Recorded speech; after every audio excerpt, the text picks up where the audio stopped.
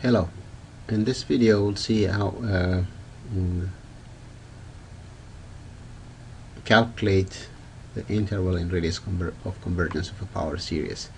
A power series is a series of the form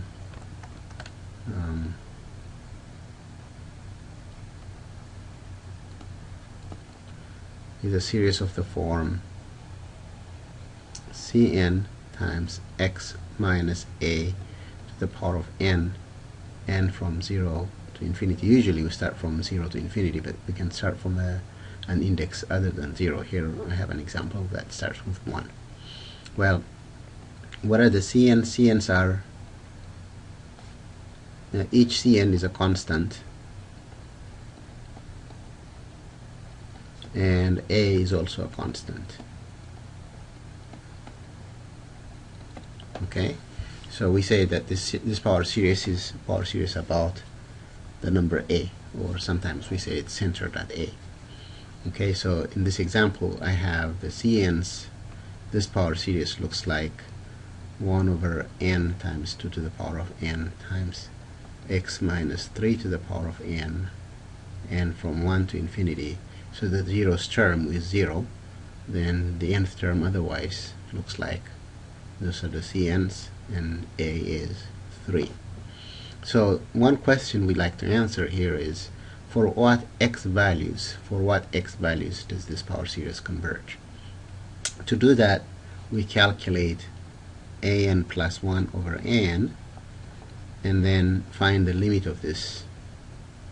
Okay, and this is equal to, find the limit of this as n approach to infinity, and we apply the ratio test. Okay, this is equal to, in our example, x minus 3 to the power of n plus 1 over n plus 1 times 2 to the power of n plus 1.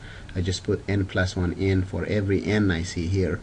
That's the value of an plus 1 divided by the value of an is just the nth term, that's x minus 3 to the power of n over n times 2 to the power of n. This is really the current term underneath the next term. Okay, let me put a parenthesis around n plus 1. Okay, well, this is equal to absolute value of x minus 3 to the power of n plus 1 divided by n plus 1 times 2 to the power of n plus 1 times, I'm going to flip this and multiply, that gives me n 2 to the power of n over x minus 3 to the power of n.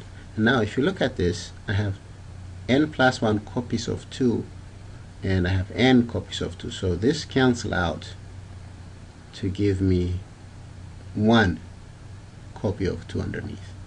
And I can do the same with the x minus 3. Let me put absolute value sign here. With x minus 3, and that will give me,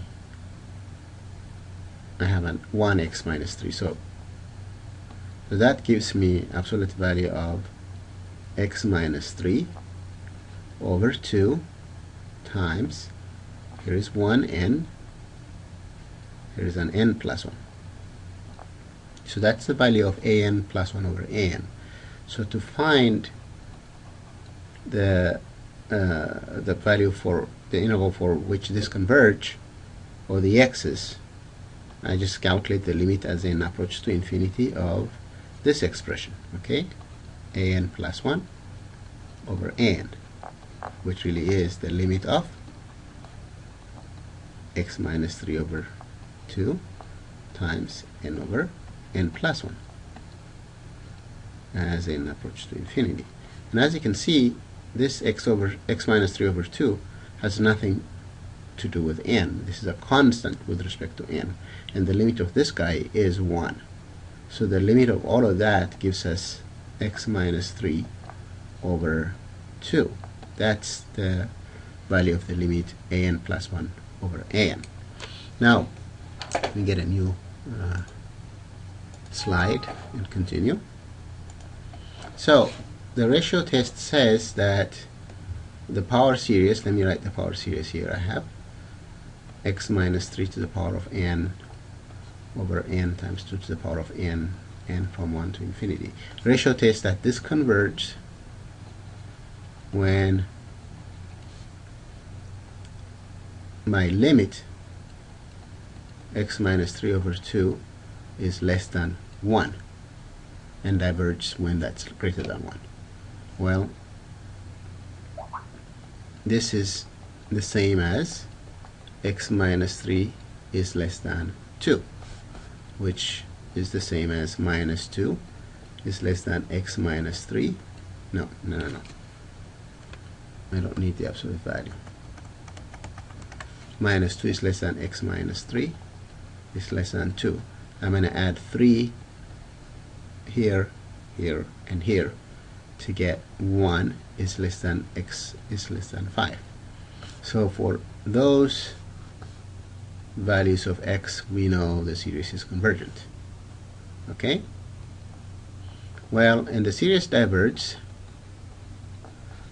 when our limit x minus 3 over 2 is greater than 1, which implies that x minus 3 is greater than 2. When is the absolute value of a number more than 2?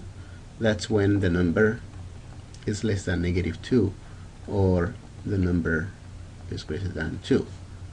By adding 3 on each, we get when the number is less than 1, or the number is greater than 5. So the series diverges when, we use a different color for diverge, when x is less than 1 or x is greater than 5.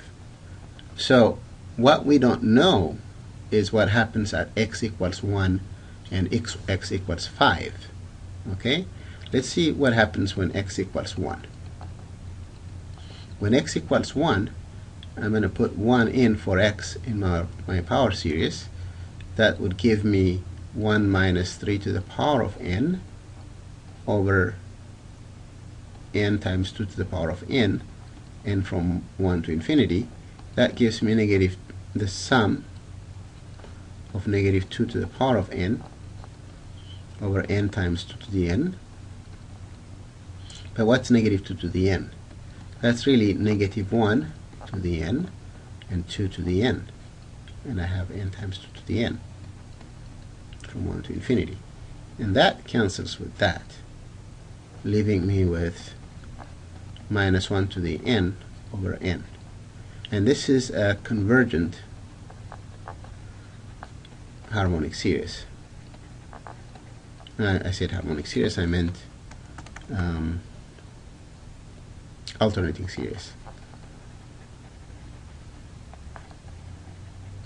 Some people call this the alternating harmonic series. Okay, so this is the alternating series that's convergent. So we now know that the series converges for x equals 1. Okay, let's see what happens when x is 5. Okay, for when x equals 5, use a different color, back to blue. Okay, when x equals 5, put 5 in for x. That gives you 5 minus 3 to the power of n over n times 2 to the power of n, n from 1 to infinity. Or 2 to the n over n times 2 to the n, n from 1 to infinity. When you cancel that, that gives you 1 over n, n from 1 to infinity. Well, this is the divergent harmonic series.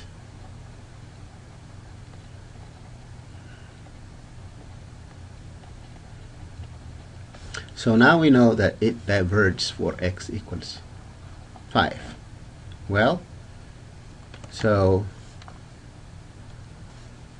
what can we say now? We can say that the power series converges for all x exactly in the interval from 1 to 5.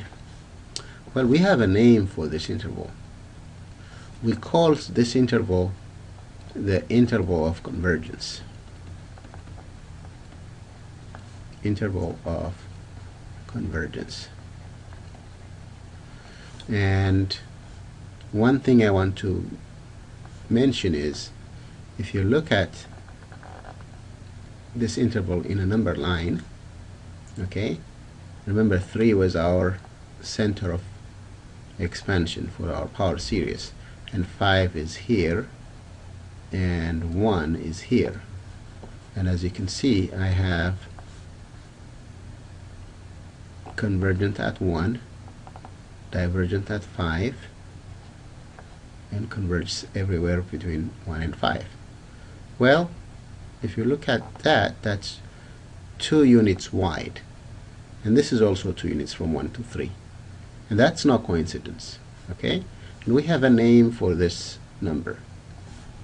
We call this number the radius of convergence. Radius of convergence. So in our case, r, the radius of convergence, is 2. The interval of convergence, that's the set of all x's for which this converges, is from 1 to 5. And as you can see here, the center of expansion is 3, and it's evenly divided, 2 on the left side, 2 units on the right side. That's not a coincidence.